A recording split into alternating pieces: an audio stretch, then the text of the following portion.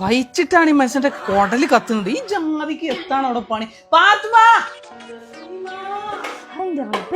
ഈ മനുഷ്യൻ അവിടെ കിടന്ന് അലറല് തുടങ്ങിയോ? തിന്നാ മാത്രം പോരല്ല, ഇതൊക്കെ ഉണ്ടാക്കാനും വേണ്ട സമയോ.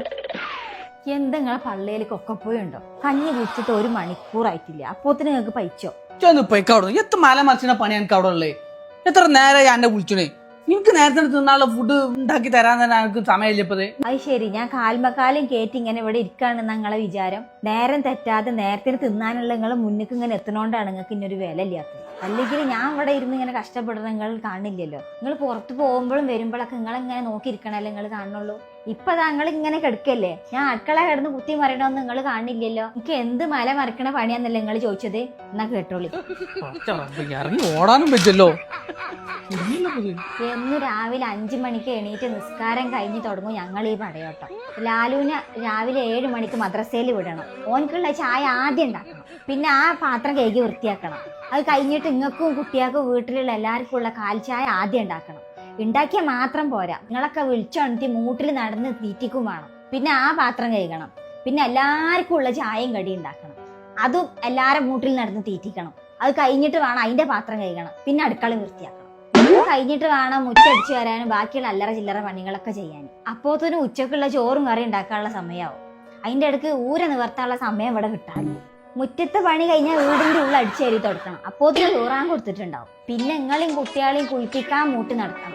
നിങ്ങൾ കഴിച്ചിട്ട ഡ്രസ്സ് കിട്ടിയെങ്കിലല്ലേ എനിക്ക് തിരുമ്പാൻ നിൽക്കാൻ പറ്റുള്ളൂ, അല്ലെങ്കിൽ പിന്നെ എനിക്ക് 2 പണിയാവൂലേ. അങ്ങനെ ഇവിടെ ഉള്ള എല്ലാത്തിനെയും കുളിപ്പിച്ചിട്ട് ഇന്റെ കുളിയും കഴിഞ്ഞിട്ട് എല്ലാവരും അയച്ചിട്ട ഡ്രസ്സും ആ വാഷിംഗ് മെഷീനിൽ കൊണ്ടുപോയി തിരുമ്പി ഉണ്ടാക്കണം. തിരുമ്പാനുള്ള വാഷിംഗ് മെഷീനിൽ ഇടുമ്പോഴത്തിന് ഇതേപോലെ നിങ്ങളെ വയറ്റിന്റെ ഉള്ളിൽ കൊക്കപ്പുഴു അലറൽ തുടങ്ങും. എന്നിട്ട് ആ ചോറും കറി എല്ലാത്തിനും തീറ്റിക്കണം. ഇതെല്ലാരും ഒരുമിച്ച് തിന്നാണെങ്കിൽ ആ ക്ലീനിങ്ങെങ്കിലും പെട്ടെന്ന് തീർക്കായിരുന്നു. അതിനെങ്ങനെ? നിങ്ങളും നിങ്ങളെ മക്കളും അതിന് സമ്മതിക്കൂല. സ്കൂളിൽ ടൈം ടേബിളും കൊടുത്ത മാതിരി ഓരോന്ന് ഇങ്ങനെ ഓരോ നേരത്തിനല്ല ഇങ്ങനെ വരല് തിന്നാന്. പിന്നെ ആ പാത്രം കഴുകി വൃത്തിയാക്കണം, കിച്ചണും ക്ലീൻ ആക്കണം. ചോറ് തിന്ന് നിങ്ങൾ ഇവിടെ മലന്നിങ്ങോട്ട് കിടക്കും. നിങ്ങൾ തിന്നത് ക്ലീൻ ആക്കിയിട്ട് വേണം എനിക്ക് ആ തിരുമ്പിയത് ചിക്കാൻ പോകണമെങ്കിൽ.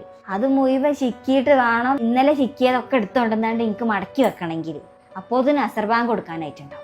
ഇതൊക്കെ കഴിഞ്ഞ് അസറിന്റെ മൂട്ടിലാണ് ലോറും അസറും കൂടി നിസ്കരിക്കാൻ പോലെ. പഠിച്ചോ നിസ്കാരം നിർബന്ധമാക്കിയോണ്ട് എനിക്ക് ആ സമയത്തെങ്കിലും ഒന്ന് കാലം നീട്ടിരിക്കാൻ പറ്റുന്നുണ്ട്.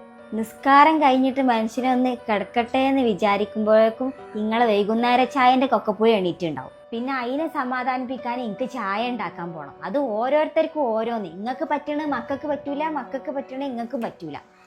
ഇതൊക്കെ കഴിഞ്ഞ് അതിൽ ബാക്കി വന്നിട്ട് വേണം അത് എനിക്ക് തിന്നണമെങ്കിൽ. അല്ലെങ്കിൽ ഫുഡ് വേസ്റ്റ് ആക്കി എനിക്ക് അധ്വാനത്തിന്റെ വില അറിയില്ല എന്നും പറഞ്ഞ് നിങ്ങളെ തൊള്ളിയുള്ള വേറെയും കേൾക്കണം മനുഷ്യൻ. പിന്നെ ആ തിന്നത് ക്ലീൻ ആക്കി വൃത്തിയാക്കി അല്ലറ ചില്ലറ പണികളൊക്കെ എടുക്കുമ്പോഴത്തേനും മരുവാങ്കും കൊടുക്കും. അപ്പോഴേക്ക് നിങ്ങളെ 2 മക്കളും കാളൂട്ടും കഴിഞ്ഞ് വീട്ടിൽ കയറാൻ പറ്റാത്ത കോലത്തിൽ ഇങ്ങോട്ട് വരും. പിന്നെ ഓല കുളിപ്പിച്ച് വീട്ടിൽ കയറ്റി മരിബ് നിസ്കരിച്ച് ഓല പഠിപ്പിക്കാതിരിക്കണം. അതാണെങ്കിലോ 2 കോലത്തില്. സ്കൂൾ ഫീസും 4 നോട്ട് ബുക്കും കടലാസ് പെൻസിലും വാങ്ങി തരാന്നല്ലാതെ കുട്ടികളെ പഠിത്തത്തിന്റെ കാര്യത്തിൽ എന്തെങ്കിലും നിങ്ങൾ ശ്രദ്ധിക്കലുണ്ടോ? ഉണ്ടോ? ഇല്ലല്ലോ.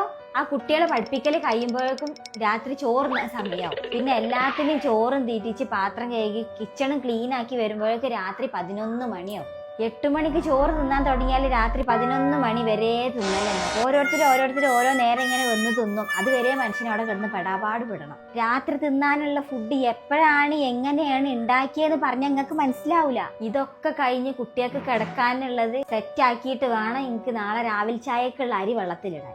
അതും കഴിഞ്ഞ് മനുഷ്യൻ 11 മണിയാവും റൂമിലെത്താൻ. അപ്പൊ നിങ്ങൾ ചോദിക്കും എനിക്ക് എന്ത് മല മറിച്ചിന പണി ഇനി അവിടെ ഉണ്ടേനി ഇതുവരെയെന്ന്. തിന്നാണ്ടാക്കുക, തീറ്റിക്കുക, പാത്രം കഴുകുക, ക്ലീൻ ആക്കുക. പിന്നെ തിന്നാണ്ടാക്കുക, തീറ്റിക്കുക, പാത്രം കഴുകുക, ക്ലീൻ ആക്കുക.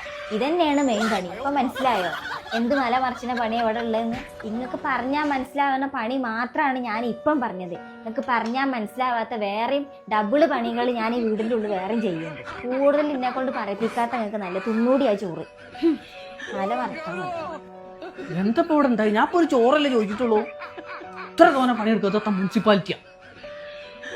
റൂമിന്റെ ഉള്ളിലായതുകൊണ്ട് കുഴപ്പമില്ല. പുറത്തെങ്ങാനും നാട്ടുകാർ മുഴുവൻ കണ്ട് ആകെ മാനം പോയി. ആരെങ്കിലും കണ്ടോ ആവോ? എത്ര കാക്ക നിങ്ങൾക്ക് തീരെ അന്തല്ലേ?